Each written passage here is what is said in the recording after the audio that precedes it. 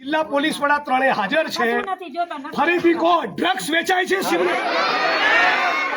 ગાંજો વેચાય છે, દારૂ વેચાય છે, પોલીસ આમાંથી કમાય છે, પોલીસના વહીવટદારો છે। આ પરિસ્થિતિ છે।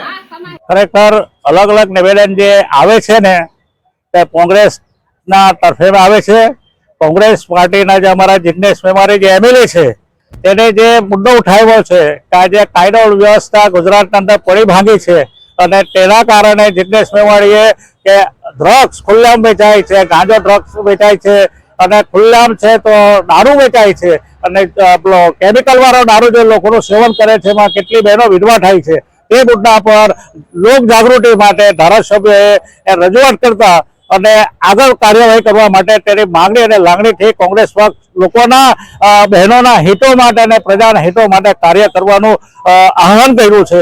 પણ તેના અંદર જિગ્નેશભાઈ મેવાણીએ જે કીધું છે કે ખાખીબંડાના પટ્ટા ઉતારવા પડશે। તે કેમ ઉતારવા પડશે? એને એમ કીધું છે કે જે લાંચી અધિકારી જે છે, જે લાંચી અધિકારીઓ જે હપ્તા ખોરી લે છે કે ગાંધીનગર લગે જે મિનિસ્ટર લગે હપ્તા જાય છે તો તેવા અધિકારીઓના પટ્ટા ઉતારવા જોઈએ। કાયદાકીય જોગવાઈના અંદર જે બંધારણમાં છે તે પ્રમાણે તેઓના વિસ્તારના અંદર દારૂ ગાંજો અફીણ વેચાતો હોય તેવા પીઆઈ હોય કે કોન્સ્ટેબલ હોય કે પછી એસીબી ડીસીબી કોઈ બી હોય તેઓના પટ્ટા ઉતારીને એના ઘરે મોકલી દેવા જોઈએ। અમને તો ખ્યાલ નહીં હતો। ખરેખર હું તે સમય છે ને એનસીબીના ગુજરાતના સુરત શહેરના છે ને પ્રમુખ હતા। એ વખતે હર્ષસંઘવી સાહેબને અમે ગુજરાત યુથ કોંગ્રેસના અમે પ્રમુખ બનાવેલા, અમને ત્યારે અમારી પાસે ચંપલ રસ્તા હતા। એ વખતે આ હર્ષસંઘવી સાહેબ ખબર નથી કે આટલી નિમ્ન કક્ષા પર આજે ઉતરી જશે।